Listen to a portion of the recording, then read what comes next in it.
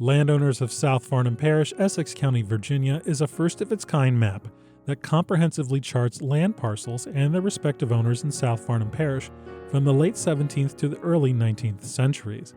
This map is the result of meticulous research utilizing property survey data sourced from Essex County Circuit Court deed records, probate records, chancery cases, and documents from the Virginia Land Office. Essex County is located on the south side of the Rappahannock River, east of Richmond and south of Fredericksburg.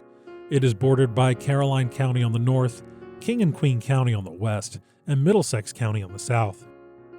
Essex County was established in 1692 from Old Rappahannock County. Many early immigrants to Virginia arrived through Essex County ports, settled for a time, and then dispersed to western Virginia, Kentucky, Tennessee, the Carolinas, Georgia, and beyond. South Farnham was one of the ecclesiastical parishes found within the boundaries of Essex County. It encompassed all the land south of Mount Landing Creek. Land and estate records continued to describe persons as residents of South Farnham Parish well into the 19th century. While Essex County is not considered one of Virginia's burned counties, there are some gaps in its early records that make things challenging for researchers.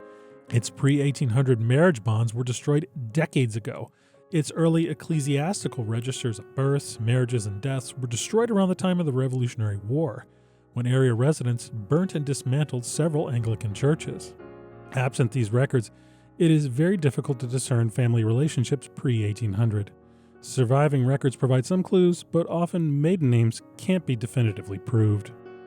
There's also the problem of duplicate names. In many instances, different individuals shared the same name. For example, there were 3 separate people named William Dunn, who all lived in the same general area of Essex County at the same time.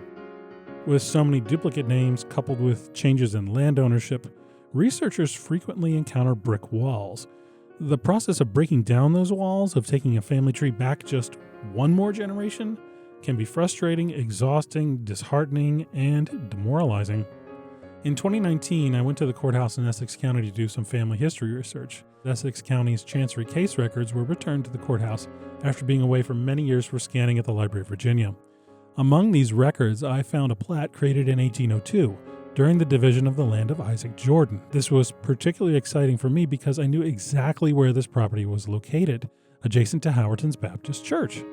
So using that plat as a starting point, I began studying all the records I could find associated with Isaac Jordan and that property: land records, estate records, tax records, processioning returns, etc. Using this information, I worked to compile a pre-1802 chain of title for Jordan's property. Then I did the same for all the surrounding landowners found on the 1802 plat, and then for all the property adjacent to those landowners and so forth. Survey meets and bounds were identified and then plotted using several tools: an application called Plat Plotter, a mariner's compass, distance conversion tools, Google Maps, tax maps, U.S. Geological Survey maps, LiDAR imagery, and Adobe Photoshop. One by one, I generated outlines for each property at Howerton's and then worked my way outward. That's the simple description of a process that will go on to consume the next 5 years of my life. It was fraught with challenges, which necessitated taking sledgehammers and wrecking balls to any number of brick walls. I rendered out property outlines on a satellite image of Essex County. Within those outlines, I chose to include names, acreage, and source citations, and include as many relevant names and citations as possible to show how the land changed ownership over time. By using multicolor outlines, I was able to expand this concept further and show how smaller pieces of property were carved from larger pieces of property. What resulted 5 years later was a completed puzzle showing many of the people who called South Farnham Parish home. Maps are more than just a geographical representation of communities, roads, and landmarks. They are a vital tool in telling the stories of people and the events that shaped our history. The stories I uncovered while creating this work are fascinating. I learned about Samuel Harris, an enslaved man who was set free by Mace Clements, who left him 30 acres of land along Piscataway Creek. At that time, Virginia law required people who had been freed from slavery to leave the Commonwealth. Harris had a wife and many children who remained enslaved, and records at the Library of Virginia show that many of Essex County's wealthiest and most influential men petitioned the General Assembly to allow Harris to stay. I learned about Chief Tupacins of the Mattaponi people and his great men who once lived in a village on the branches of Hoskins Creek. I learned about brothers John Bowen and Major Bowen, who battled with their neighbors in court because early surveyors mistakenly overlapped land patents. I learned about John Kercheval and his wife Margaret, who lived as tenant farmers. They leased land from John Griggs for more than 2 decades, and their children married into several neighboring families. I learned about Kercheval's neighbor, Thomas Burke, who operated a tavern in the 1760s, which once stood near the present-day site of Tappahannock Presbyterian Church.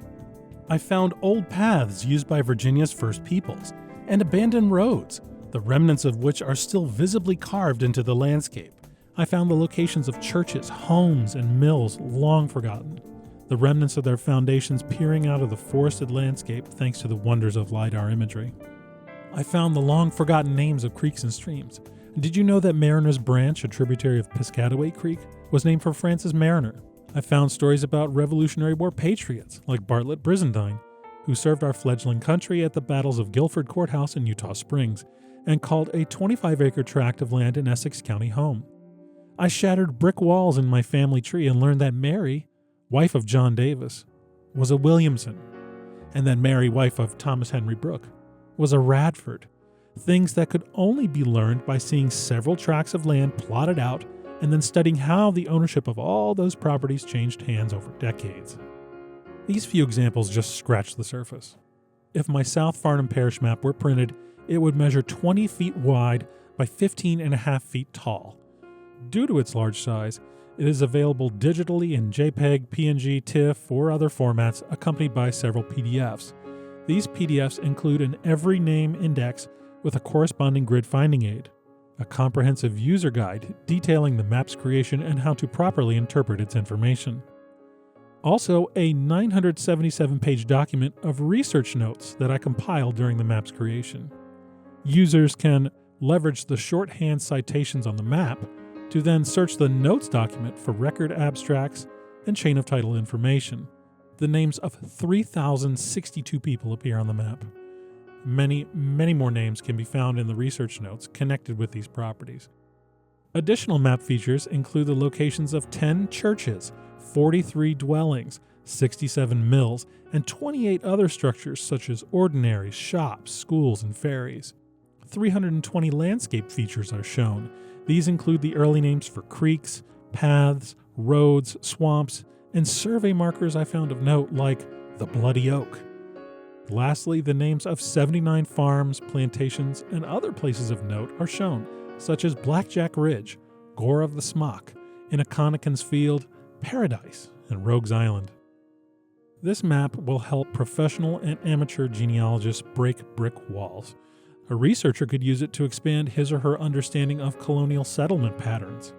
Scholars and historians will find it useful for crafting more inclusive papers and narratives on Virginia history. Archaeologists can use it to identify potential sites for future study. It could also be used as part of an educational display or interactive exhibit. It could be used by educators teaching history, geography, and digital humanities, or by public historians and preservationists to promote local history and heritage. This map is a window into the past. It connects people with the rich, complex history of Virginia and Essex County, and the stories of the people who once called that place home. Thank you for watching.